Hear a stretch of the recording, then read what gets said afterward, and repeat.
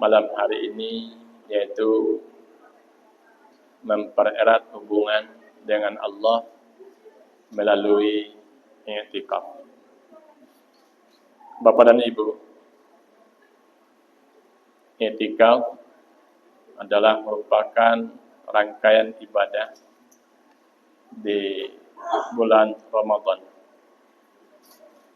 I'tikaf itu bisa dilaksanakan di musala atau surau dan juga di masjid. Tapi tempat yang terbaiknya itu adalah di masjid. Bapak dan Ibu yang saya hormati, tujuan daripada i'tikaf, ya, i'tikaf itu artinya, ya, bisa didengar yang baik? Bisa? Ya, tapi ini sudah, ya, i'tikaf itu artinya adalah mengasingkan diri kita di salah satu tempat. Artinya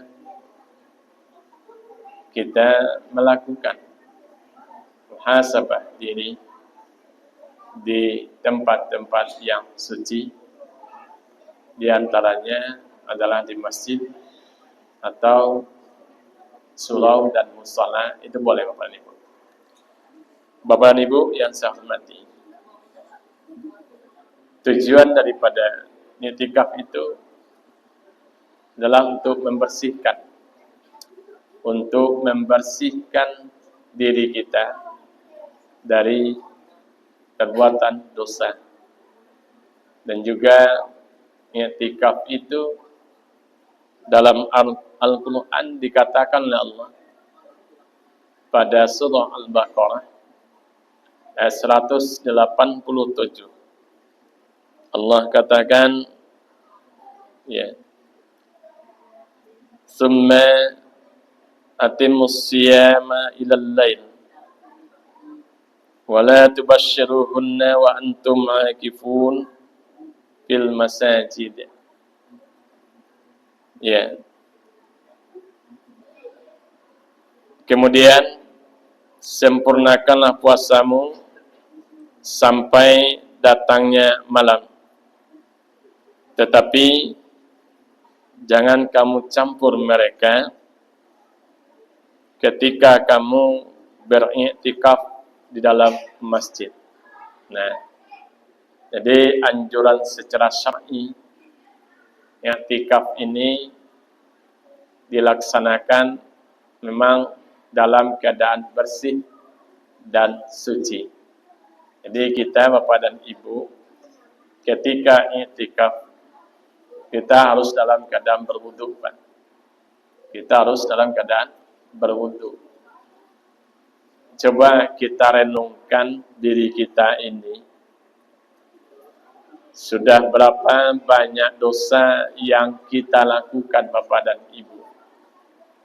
Baik itu dosa lisan kita, dosa anggota tubuh kita, dosa mata, yang itu kita belum lagi meminta ampun kepada Allah Subhanahu wa taala.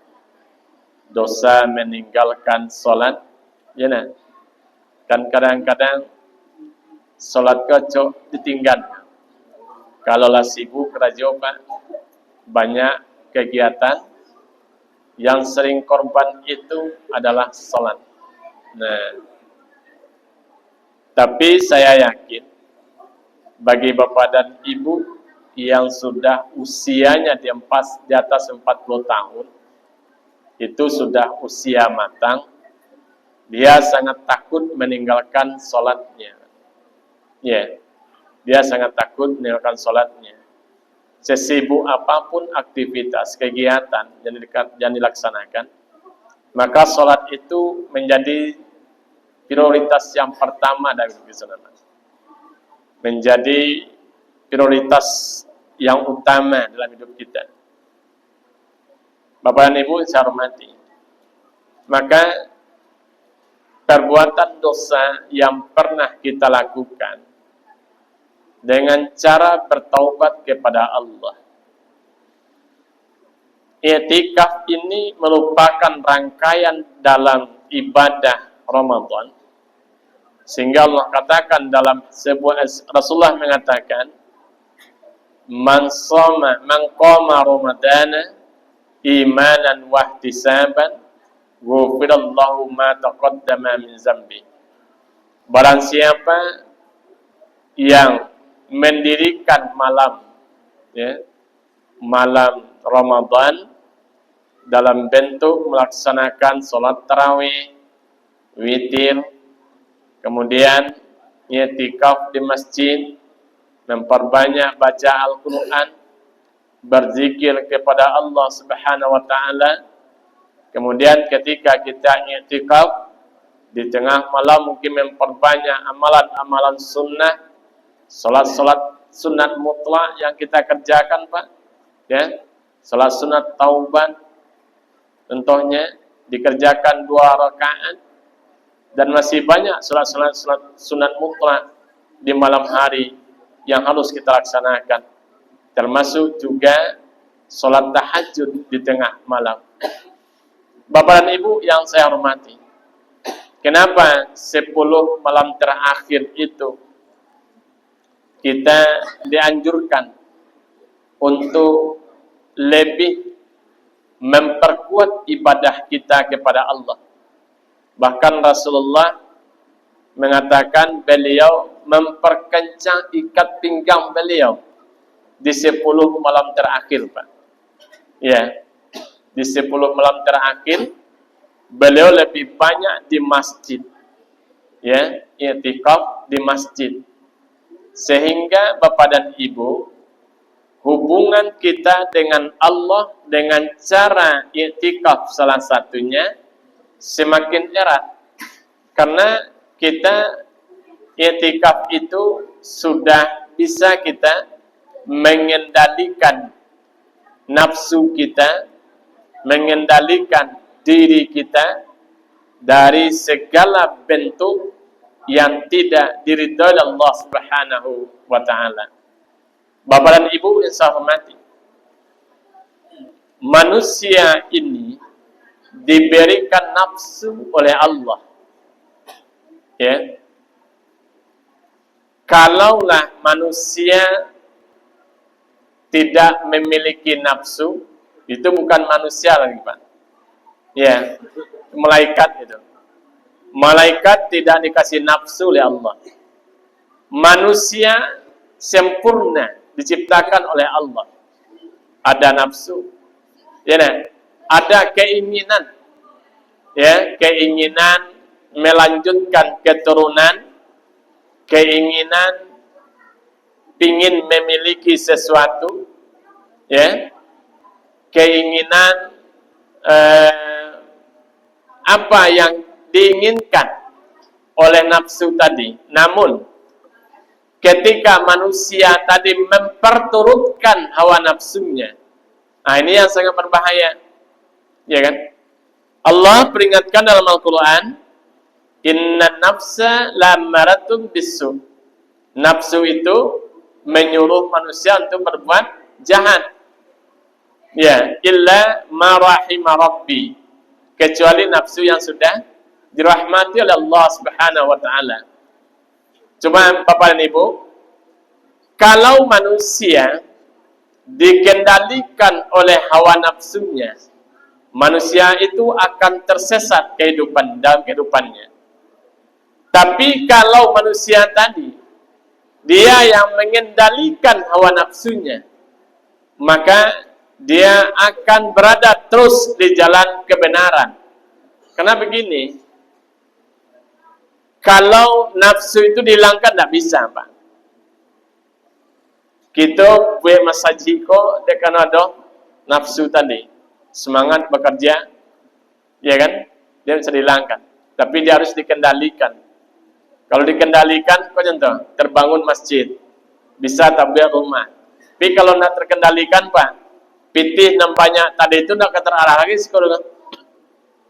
Pitih yang banyak dapat Jawa, tidak akan terarah dia untuk bikin rumah. Pasti untuk berpoya-poya, memperturutkan hawa nafsu. Ya, nah, untuk berpoya-poya. Tidak ada untuk bikin rumah, tidak ada tempat tinggal. Karena nafsu keinginannya adalah kita memperturutkan keinginan nafsu itu sendiri. Ya, nah, hidup berpoya-poya. Dapatlah sakit, enggan bersedekah, tapi untuk yang lain dia mampu, Pak. Ya, dia mendapatkan rezeki dari usahanya. Orang yang memperturutkan nafsu, dia enggan untuk bersedekah, tapi mampu untuk yang lain, Pak. Nah itu. Tapi kalau dia yang mengendalikan nafsu, maka rezeki yang didapatkan itu dia sangat mudah, pemurah dia, dermawan dia untuk menafkahkan hartanya, menginfakkan apa yang diperoleh tadi dari rezekinya itu. Nah, itu berarti dia yang mengendalikan hawa nafsu. Tapi kalau nafsu yang mengendalikan dia tidak akan teringat untuk bersedekah, tidak akan ingat dia untuk berbuat kebaikan bapak dan ibu dengan harta yang dimilikinya. Ini kerja nafsu. Menyuruh manusia selalu untuk berbuat kejahatan. Nah, i'tikaf kita di masjid ini akan mengendalikan sehingga terbuka tabir kita dengan Allah. Terbuka ijab kita dengan Allah Subhanahu wa taala. Orang yang khusyuk dia i'tikaf, yang menyendiri dia di masjid. Ini kadang-kadang ada i'tikaf kok, Pak. Duduk di masjidnya mau tak, ya nak, mau tak mulai dari duduk di masjid, ya sudah witir, mau tak sampai jam 2, kok jam 2-nya baru kok ke sholat sunat dan sebagainya. Sebenarnya bukan begitu, Pak Ibu. Memang benar-benar dia untuk bermuhasabah dirinya. Labara perbuatan dosa dan mau kerajokan. Kalau itu tidak diampuni oleh Allah Subhanahu wa taala, pasti kita dimasukkan ke dalam nerakanya Allah dengan dosa yang pernah kita kerjakan. Tapi kalau kita lakukan benar-benar, ya i'tikaf di masjid, ya. Sekarang kan sudah masuk 10 malam terakhir, Pak. Sudah malam yang ke-23. Ya. Malam ganjil lagi. Kau sempat bakal turun malam Lailatul Qadar di malam kuat. Ya nak, Basobok Jawa sedang i'tikaf di masjid, bertemu dengan Lailatul Qadar. Lailatul Qadar itu khairum min alfi syahrin. Dia lebih baik daripada 1000 bulan, Pak Ibu. Bertemu dengan Lailatul Qadar, ya, itu lebih baik daripada 1000 bulan. Kalau 1000 bulan berapa tahun tuh? 83 ya Pak ya. Apa lama-lama Pak ini kok? 83 siapa dia? Ini 83. Bapak dan Ibu saya hormati. Jadi begini, orang yang banyak dia mengingat, bermuhasabah. Sekarang di bulan Ramadan kita Pak Ibu, tentu kita utamakan ini dulu, karena Ramadan ini dibuka oleh Allah semuanya, pintu-pintu kebaikan kita. Dibuka semuanya. Tentu di saat ini kita bisa selalu meningkatkan. Dan semakin keujuan kita semakin lemah. Seharusnya semakin ke ujung Ramadan kita meningkat semangat kita untuk beribadah Bapak dan Ibu. Tapi pada umumnya kita lihat, lah di ujung Ramadan 10 malam terakhir tuh lah banyak alasan latihan lah, ya, kemudian lah malah datang ke masjid, banyak alasan, ya nah, lah disibukkan dengan kegiatan yang lain sehingga sholat tarawih pun tidak sempat melaksanakan, Pak. Padahal di bulan Ramadan ini ibadah kita seharusnya kita tingkatkan daripada bulan-bulan yang lainnya. Diperbanyak membaca Al-Quran, memperbanyak salat-salat sunat di malam hari. Kalau siang hari aja lah tu kita berpuasa, menahan. Nah, orang-orang yang benar puasanya, maka juga Allah ampuni dosanya. Man shoma Ramadanan imanan wa ihtisaban, ghufrallahu ma taqaddama min dzambi. Orang yang berpuasa dia dengan benar iman, yakin kepada Allah, ihtisaban, maka diampuni dosanya oleh Allah Subhanahu wa taala. Bapak Ibu, tentu ini perjuangan berat bagi kita, bagaimana kita bisa mempertahankan, ya.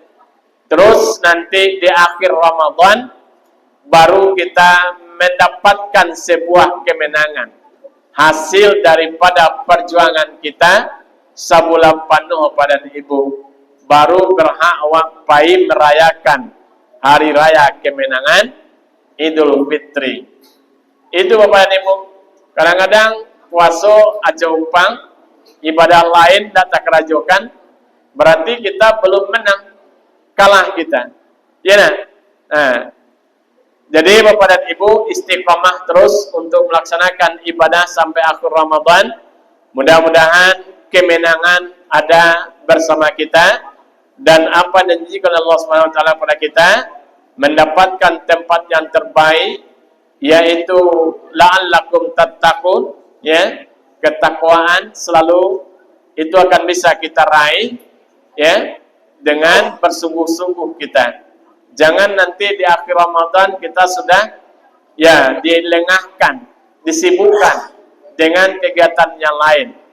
Tapi istiqomahlah kita sampai akhir Ramadan, dan nanti di luar Ramadan pun kita tetap istiqomah dengan nilai-nilai Ramadan ini. Baik Bapak dan Ibu saya hormati, barangkali itu yang dapat saya sampaikan di ceramah Ramadan malam hari ini. Karena ini kajian kita sudah setiap malam, tentu tidak mungkin banyak yang kita bahas sana. Cukup demikian barangkali. Mari selalu kita tingkatkan ibadah kita, pertahankan ini Bapak dan Ibu sampai akhir Ramadan.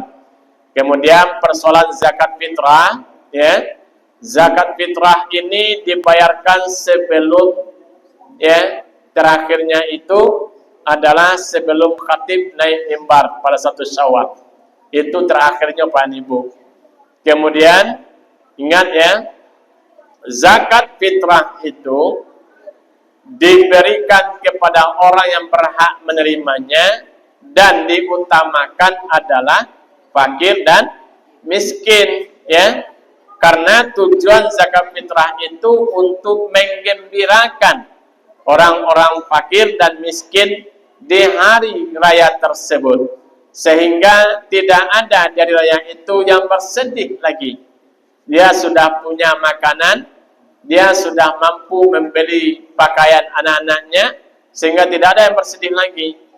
Namun Bapak dan Ibu, ini terkait dengan panitia zakat yang ditunjuk oleh pengurus masjid, ini sangat berbeda dengan amil zakat yang ditunjuk, yang di-SK-kan oleh pemerintah daerah.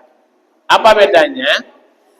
Amil zakat, ya, yang di-SK-kan oleh pemerintah, dia termasuk orang yang berhak menerima zakat.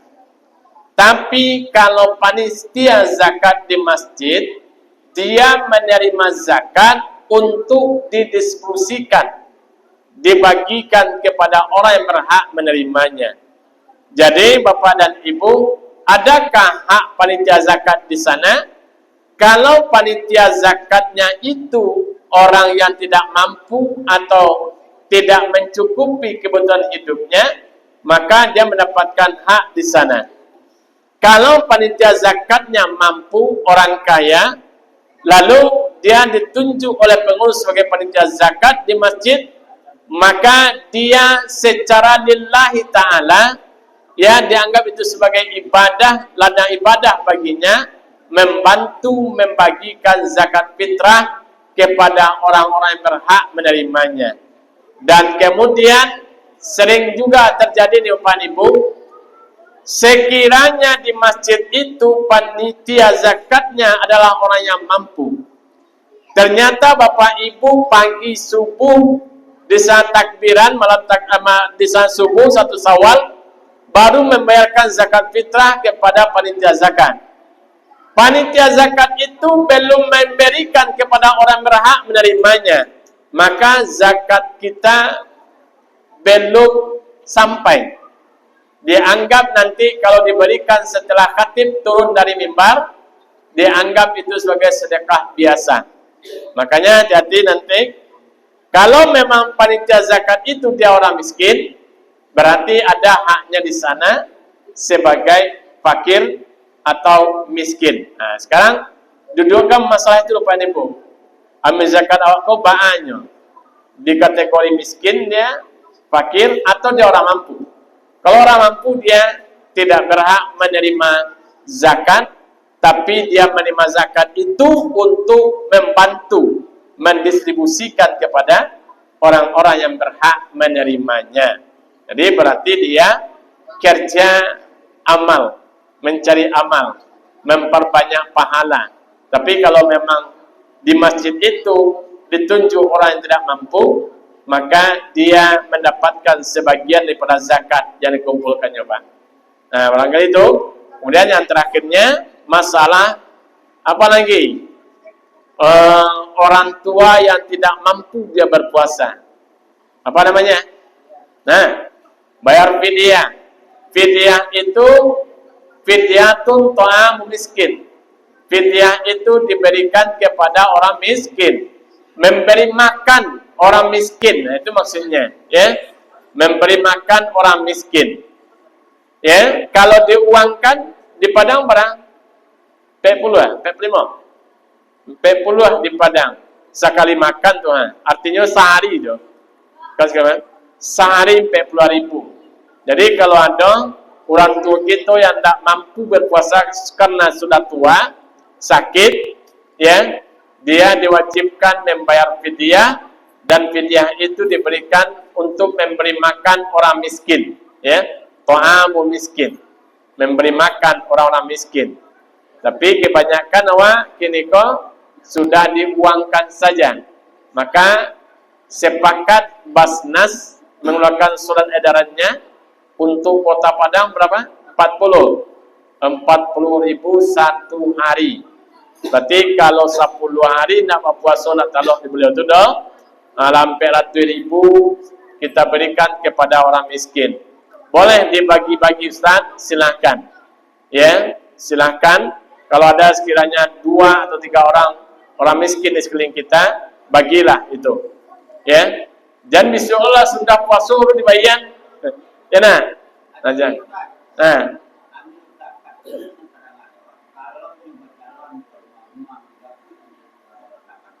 Iya, Pak.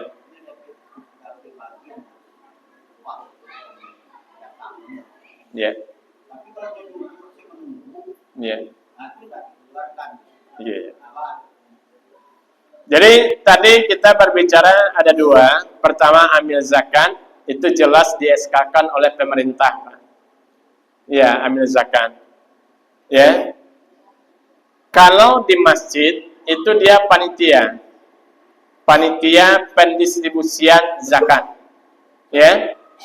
Panitia pendistribusian zakat.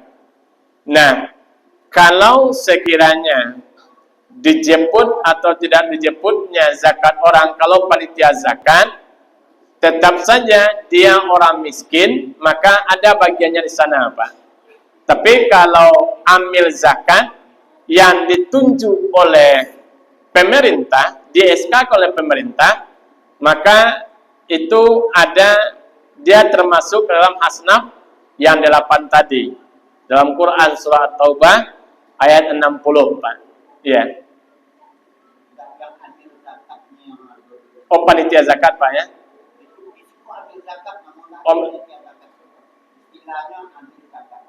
Tapi dalam praktik kegiatan ini duduk saja. Iya. Nah, dalam fikih awak orang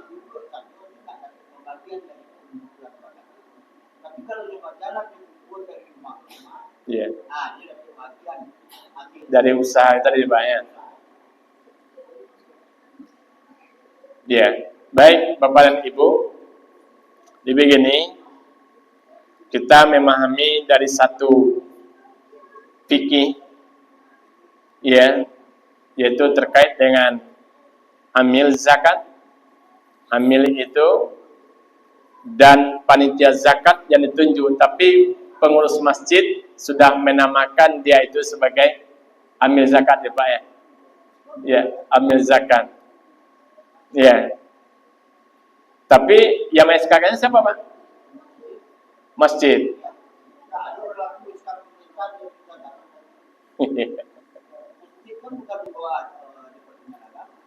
Iya, bukan masalah yang SK-kan itu biasanya bupati Pak. Bupati yang SK-nya, bukan Kementerian Agama. Itu bupati biasanya SK-kan amil zakat. Basnas itu kan di bawah bupati Pak. Iya. Iya. Iya, lembaga pemerintah ya. Nah, ini dia yang masyarakat punya, yang dia hanya khusus diperdayakan ketika memungut zakat fitrah. Zakat fitrah saja ya Pak ya. Iya, di lingkungan saja. Kalau saya berprinsip tetap dengan pendapat saya tadi Pak. Tapi kalau Bapak tadi ada landasan yang kuat, bisa kita terima ya Pak ya. Iya. Saya tetap prinsip saya seperti tadi Pak. Nah, tapi kalau sekiranya, ya seperti yang Pak sampaikan, ada usaha sana untuk menjemput ke rumah masyarakat, ke rumah-rumah.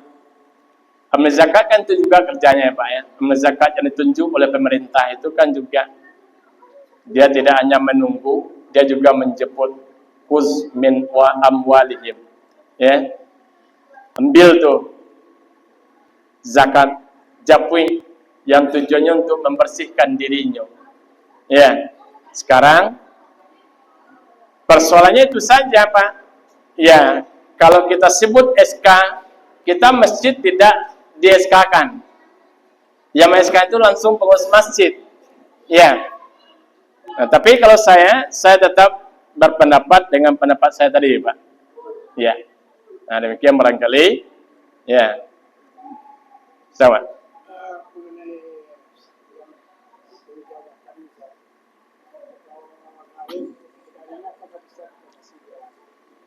Dari masjid, Pak. Kalau dari masjid, yang kita tugaskan dari masjid, kita lihat sekarang Pak. Dari masjid kita itu berapa dibayar honornya? Paling kuat kita memberinya 1 juta ya Pak ya. Tidak sampai 500.000. Mungkinkah dia cukup untuk kebutuhan 500.000 itu sebulan? Berarti kan tidak cukup itu. Maka dia dianggap orang yang tidak mampu. Maka dia berhak menerimanya Pak. Ya. Pokoknya kalau tidak tertutupi kebutuhan dasarnya, itu dia dianggap miskin. Maka dia berhak menerima zakat fitrah. Ini persoalan zakat fitrah ya Pak Ibu ya. Zakat fitrah. Kalau dia tidak mencukupi kebutuhan dasarnya, contohnya penghasilan cuma 1.500.000, kan tidak mencukupi Pak. Ya. Paling-paling 50.000 sehari, apa yang bisa? Tambah anaknya sekian orang kalau yang beranak ya Pak ya. Maka kalau itu yang terjadi Pak Ibu, tidak mencukupi kebutuhan dasarnya, maka dia dianggap miskin. Ya, maka dia berhak menerima zakat fitrah tadi.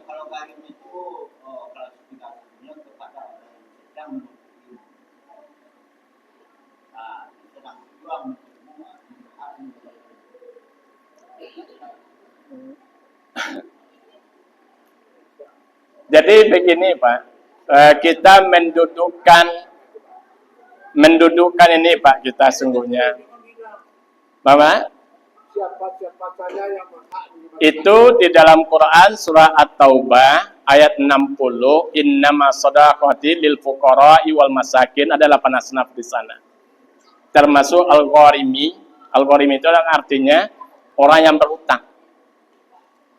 Orang yang berhutang, Pak. bukan garim masjid dimaksud di sana. Itu adalah orang yang berhutang. Kalau kata Bapak tadi yang dimaksud garim masjid itu dia adalah menuntut ilmu dia, ya, menuntut ilmu dia butuh biaya, ya, maka dia tergolong kepada ibnu sabil, orang dalam keadaan menuntut ilmu dia, ya, itu mendapat dia bagian daripada zakat.